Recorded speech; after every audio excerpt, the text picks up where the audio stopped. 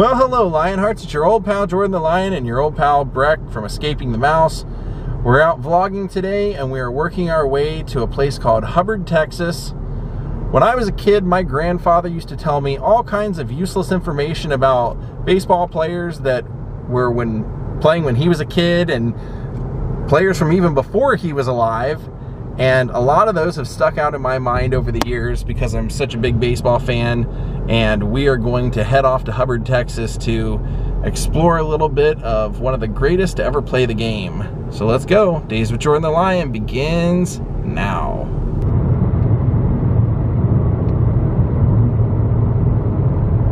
So what Breck and I are driving all the way out to Hubbard for today is we want to find the grave of the great TRIS speaker.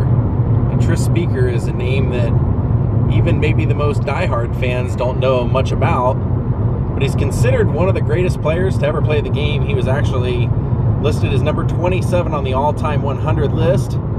He was placed on the all-century team. He's in the Baseball Hall of Fame, and when the whole steroid controversy broke out, some of those players tried to use him as a reason why they should get in the Hall of Fame. I'll tell you that story when we get out here. Let's see, Whiskey River Saloon right there, and a sign that says Hubbard straight ahead.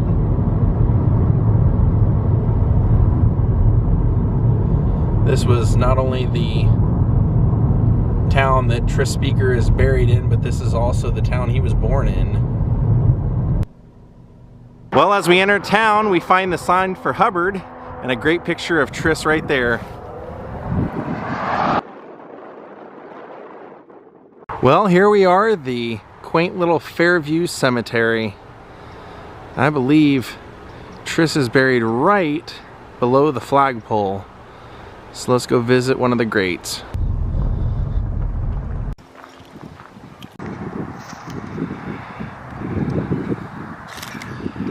Right here, where these baseballs are, you can see we have the grave of TRIS speaker. Baseball Hall of Fame.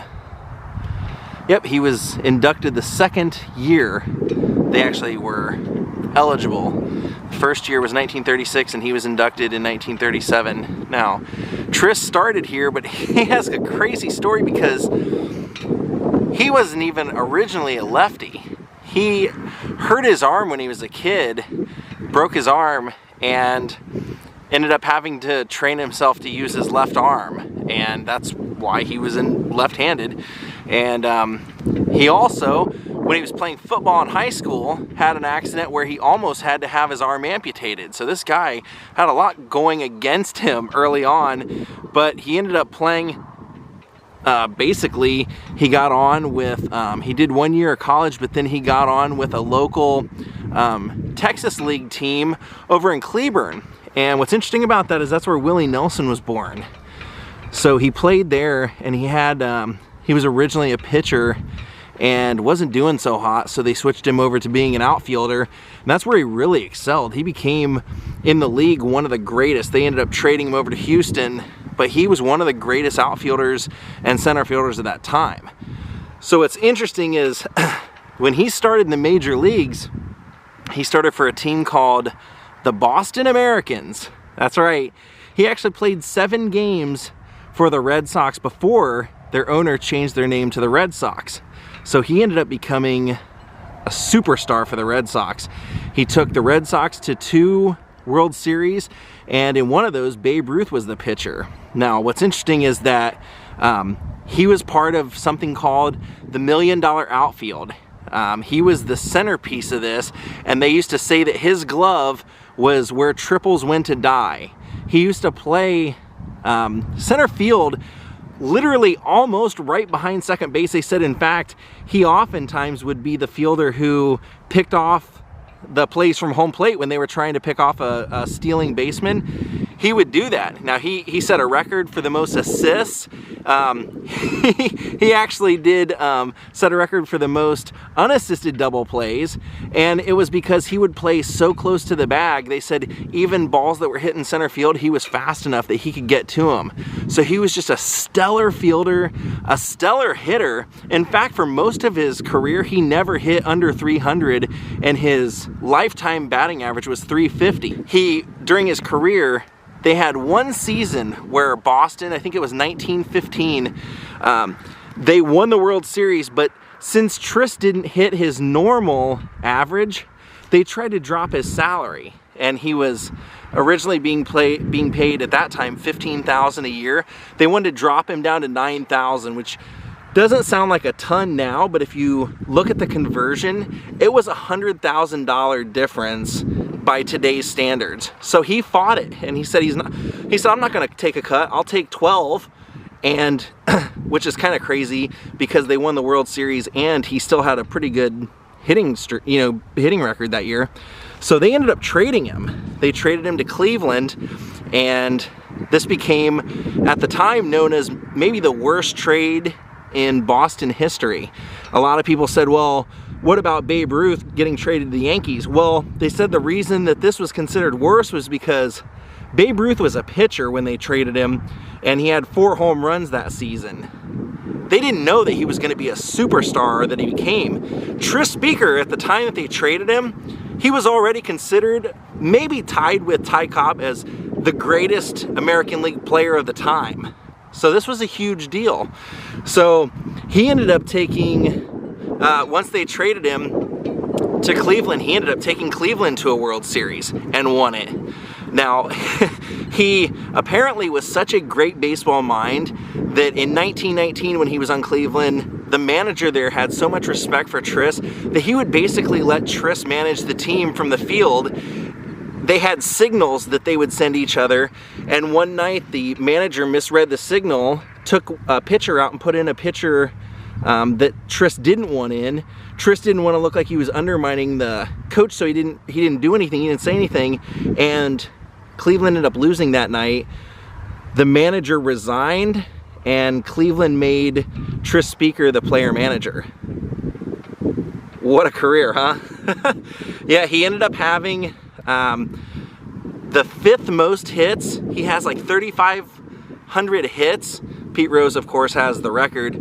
But TRIS Speaker also had a really phenomenal history outside of playing baseball. He was a businessman. He owned liquor sales gigs. He had he was part of the boxing commission for Cleveland, and he was part of, I guess, he was one of the people that helped change a lot of the laws with boxing. But he also ended up helping out a man named Larry Doby. So I mentioned earlier in the video that during the steroid era, they had used TRIS Speaker as an example as to why they should get in the Hall of Fame. Here's why. Apparently back in the time that TRIS played, some of the players were accused of joining the KKK. And TRIS was accused of this, as well as Cap Anson and Ty Cobb. And now, they said at that time, in particular, that organization wasn't as racially driven at the time for some reason, and so they were signing up a lot of people that weren't racist. And so they said if he was involved in it for that time, it was probably not the same type of organization. However, what they used to defend TRIS, because what this was all about was that the players that were accused of taking steroids weren't going to be let in the Hall of Fame because it's an ethical thing, and part of being inducted in the Baseball Hall of Fame is you have to be a man of character. And so these players were saying, well, why can older players that participated in those kind of organizations be in? Now they used this to defend TRIS. They said that when they started letting African Americans into Major League Baseball, the first was obviously Jackie Robinson. The second was Larry Doby. He was the first African American player in the American League.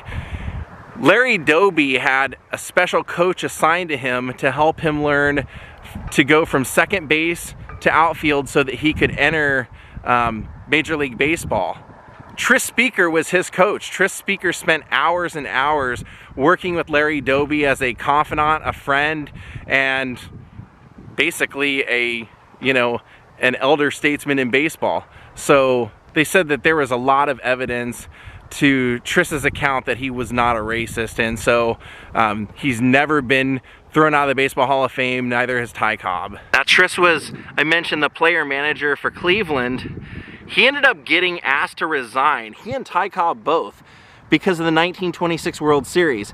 There was a pitcher who accused both players of trying to fix a game and told the commissioner of baseball that that's what happened. And so the commissioner of baseball investigated it, and then when they were supposed to have the hearing, the pitcher never showed up, so it was dismissed, and they found no evidence that Tris or Ty Cobb had ever done anything like that. And what they said was that that particular pitcher had been traded the season before or during the off season and been put in the minor leagues, and they thought that this was a vendetta that he was trying to do. But when they were allowed to be reinstated, they were given the opportunity to go play for other teams, and so both players did do that. Tris eventually retired not long after that, and he bought into his own team and was the manager and owner there for a while. He was always making business moves and donated a lot of money and time. They said that he, after his playing days, he helped handicapped children. He had an organization that helped bring awareness to that. It's kind of almost hard to believe that TRIS Speaker had the career he did, because his parents were not very supportive. His mother, throughout his life, was always trying to get him to stop playing baseball. When he was a kid, she would tell him that he couldn't be a professional player because she thought that it was equivalent to slavery. That's what she said it reminded her of. And even when he was making basically the equivalent of $1 million, being a professional player and being the greatest player in baseball for his time, you know, basically from like 1912 on to the mid-20s, she was still every season trying to get him to quit because she was upset that he didn't go into the cattle business like everyone else did in this town. One of the funniest things that I read about Tris was when he was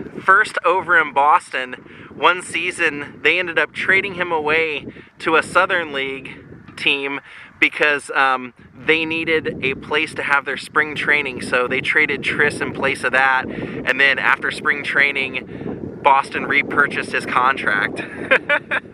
Some of Tris's career highlights are three-time World Series champion, American League MVP of 1912, he was the American League batting champion of 1916, the American home run leader in an era where they didn't hit home runs in 1912, the American League RBI leader.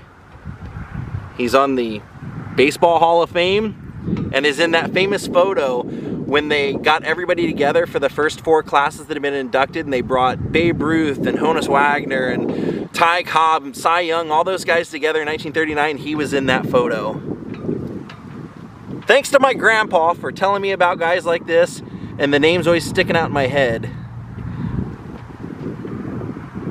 Now we're gonna head off to the old high school. They've converted it into a historical museum, and apparently TRIS Speaker's niece is in her 90s and has donated enough memorabilia for there to be an entire room to TRIS Speaker. So let's go.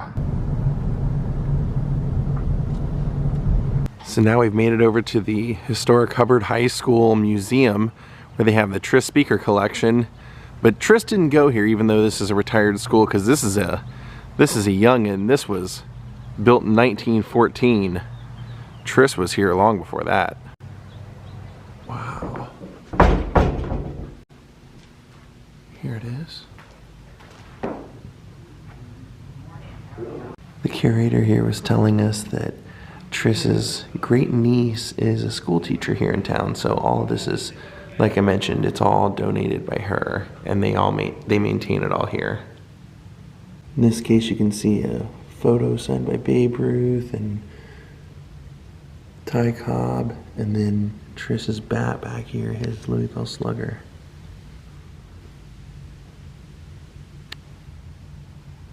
Then there's the 1911 All-Star team, American League All-Star team. You can see. Take a look at that old painting. That thing is huge. There's a baseball magazine that looks like it's dated 8/19/18. There's TRIS Speaker's 1909 rookie card. How crazy is that? That's got to be worth lots and lots and lots and lots of money. There's some of TRIS's life after baseball. Not sure what the story is with that baseball in there. In this case, you can see some of his old baseball cards.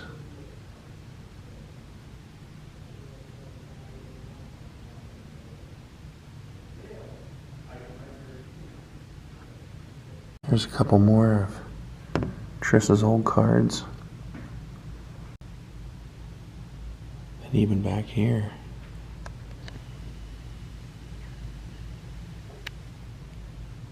Then down there you can see the 1912 Boston Red Sox World Series champions. Another TRIS Speaker bat. This one's for the Hall of Fame. In 1920 when he was the player manager and led them to the World Series. And then there's that headline I mentioned where they were claiming that Ty Cobb and TRIS Speaker had somehow fixed some of the World Series and that they were asked to step down while it was investigated. Then, of course, they were cleared. And this one is stating that TRIS is quitting baseball. So this is kind of cool. This is a letter from the owner of the Indians, Paul Dolan, and he's congratulating the museum on TRIS Speaker being named one of the franchise 4.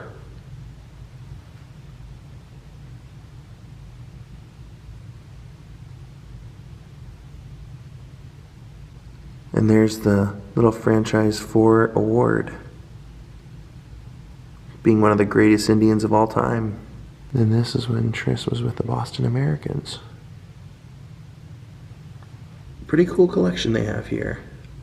And here's that historic photo that I mentioned earlier, that first group in 1939 when they brought them all together to induct all the guys from the previous years that have been in. There they all are identified. TRIS Speaker right above Babe Ruth. And on that note, I think our time in Hubbard is complete. Alright my friends, we're going to call it a day. I hope you all enjoyed this vlog on the great TRIS Speaker. And they said there was never any confirmation that he was ever part of the KKK either. So that's also why that all went away. Thank you Rick Lord for making a contribution to my channel through Patreon. We'll see you all again next time. Have a good night and goodbye.